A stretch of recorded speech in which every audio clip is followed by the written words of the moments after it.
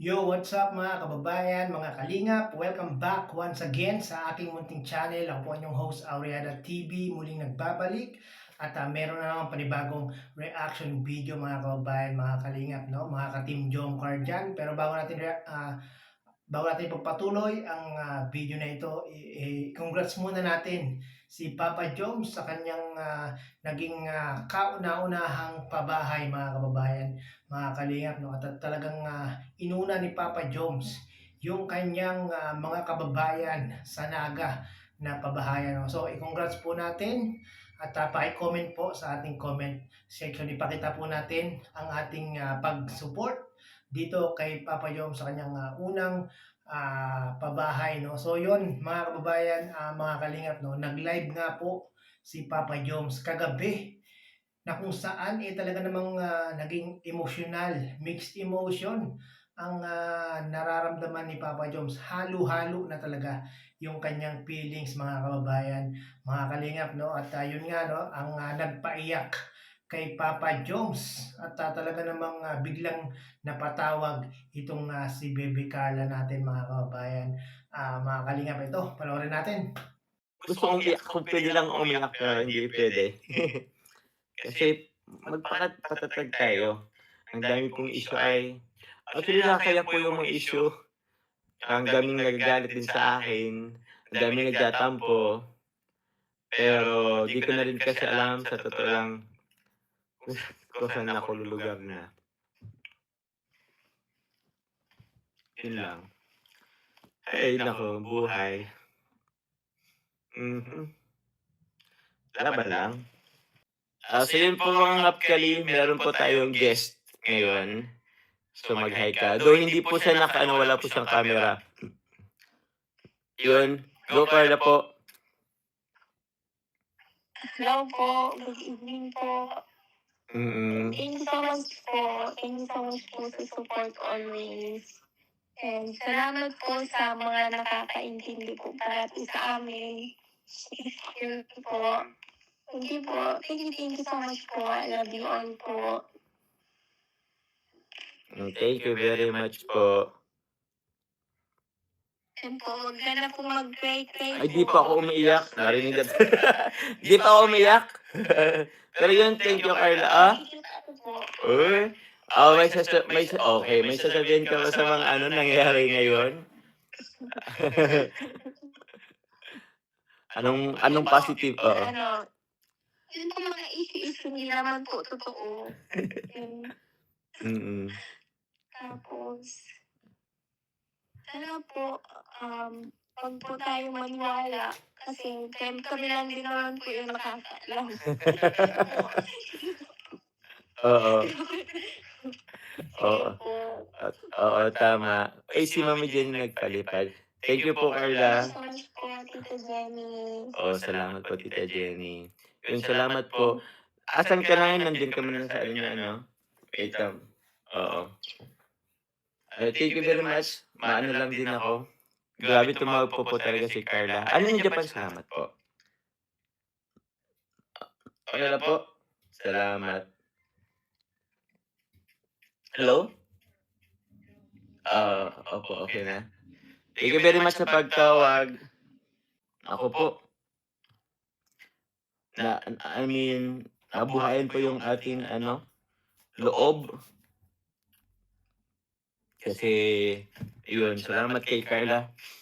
Thank you po. May nagpakulay po. Um, Yun nga po sabi ni Carla, ano, yung mga fake news po, ano nyo lang po yan.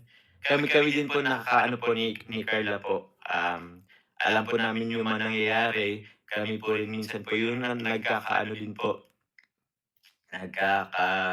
Nagkakakwentuhan po sa mga bagay-bagay. And thankful ako kay Carla kasi andun yung support niya, yung pagiging maintindihin, yun. And yun. Thank you very much Carla sa pag-ano po sa ating live, pagsama. Kanina, maraming salamat din po. Yun po muna. Salamat po. So yon mga kababayan, mga kalingap, napanood po natin ang naging live ni Papa Joms kagabi na kung saan yung live na yun mga kababayan, mga kalingap, pagpapasalamat lang sana sa mga sumuporta sa mga nag-sponsor sa first pabahay ni Papa Joms at sa naging successful na ribbon cutting ng bahay ni Nanay Nessie. No? Pasasalamat lang sana yon mga kababayan, mga kalingap. Pero nahaluan po mga kababayan, mga kalingap, ang live ni Papa Joms ng yun nga, yung mga issue nga daw po na ibinabato kay Papa Joms. No? Talagang naging mixed emotion na po si Papa Joms sa kanyang live. Kaya po kahit nasabihin niyang hindi siya naiyak mga kababayan, mga kalingap, at talagang kitang-kita at ramdam na ramdam ni Carla yung yung feelings ni Papa Joms. Kaya naman po itong si ating Bebe Carla ay bigla-bigla na lang napatawag dahil nga talagang feel na feel nga po ni Carla yung pakiramdam ni Papa Joms. No, grabe talaga, no? Pag mahal mo talaga ang isang tao, alam na alam mo yung nararamdaman, no? Kahit sabihin ni Papa Joms hindi daw siya umiyak, no? Pero si Carla nakita na umiiyak talaga si Papa Joms, no? Kaya naman biglang napatawag at yun, si Carla na mismo mga kababayan, mga kalingap, ang nagsabi, no, na unang galing, no, na hindi po totoo yung mga issue na lumalabas ngayon, no. Talagang ngayon yung punteriya si Papa Joms, no, iba't ibang issue na naman yung ibinabato palagi kay Papa Joms. At ito nga yung last na talagang hindi napigilan ni Papa Joms na magsalita, yung meron daw siyang mamasang mga kababayan, mga kalingap, no. Ay yung mamasang niya daw na yun, yun nga daw po yung sponsor. Grabe, no, mga kababayan, mga kalingap, no, talagang hindi nakayanan ni Papa Joms itong issue na ito. Yung ibang issue nakakayanan niya, pero itong isa na to talagang nagpaiyak kay Papa Joms, no. At buti na lang andyan si Bebe Carla, buti na lang tumawag si Carla kay Papa Joms. Kung hindi siguro tumawag si Carla kay Papa Joms, malamang nakita natin yung pagpatak ng luha ni Papa Joms sa kanyang live, no. Talagang grabe, no.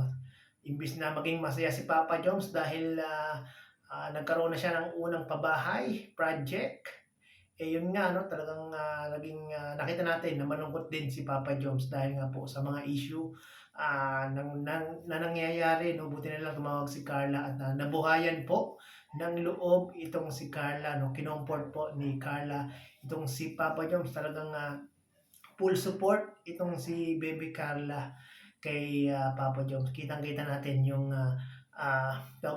yung pagmamahal ni Carla dito sa kanyang partner, hardworking partner na si Papa Joms, no. So yun, Papa Joms, laban lang, no. Huwag nating pansinin yung mga issue na yan, no. The more na pinapansin mo yung mga issue, yung mga basher, yung mga fake news, the more yan na talagang gagawa at gagawa ng ikasisira mo, no. So huwag mo na lang pansinin gaya ng ginagawa ni Kalinga Prab, no. Hindi na lang po ginagawa hindi na lang po pinapansin ni Kalinga Prab yung mga issue na binabato sa kanya, no. So yun, sana ganun din yung gawin ni Papa Joms para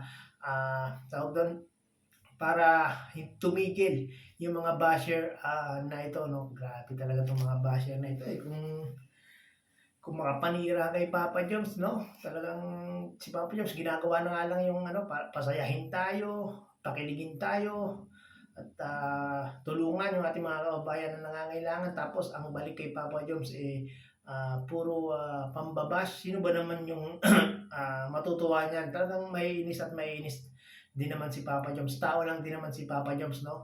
Marunong din naman masaktan, marunong din naman na umiyak itong si Papa Joms. Pero kung kailangan mong iiyak, Papa Joms, nako, hindi karuwagan ang pag-iyak, no. Kung yun yung feeling mo na naiiyak ka, iiyak mo kasi yun yung nakakapag paluwag ng iyong loob, no. So yun, wag mo na lang pansinin, ignore the bashing nilang Papa Joms, no. Andiyan naman si Carla, no. Kayo naman yung nakakaalam ng mga katotohanan at yung mga issue na yan andyan na yan, i-issue talaga yan. Kung ano lang gawin ng mga basher, kahit ano lang i-issue sa inyo, magagawa nila yan, no. Talagang wag na lang talagang pansinin. Huwag na bigyan ng time itong mga basher na ito, no? Padayon lang, laban lang, Papa Joms, no? Nandito lang kami mga solid supporters ng Team Jomcar, solid supporters ni Jomar, solid supporters ni Carla, syempre, at solid supporters ng Team Kalingap, kay Kuya Bal, at kay Kalingap Ram, no? Sa mga hindi pa po nakakapanood ng maemosyon na live ni Kalingap Jomar na ito, pakipanood nyo po sa kanyang YouTube channel, no? Pero hindi po kayo masyadong kikiligin dito, no? Kahit na tumawag si Carla, no? Kasi talagang medyo, alam niyo yun, medyo